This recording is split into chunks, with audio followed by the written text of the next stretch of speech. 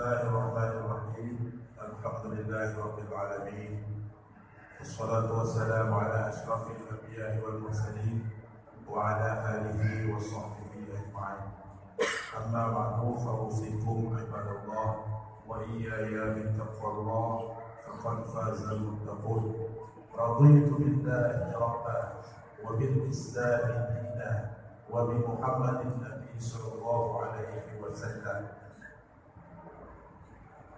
أشهد أن لا إله إلا الله. أشهد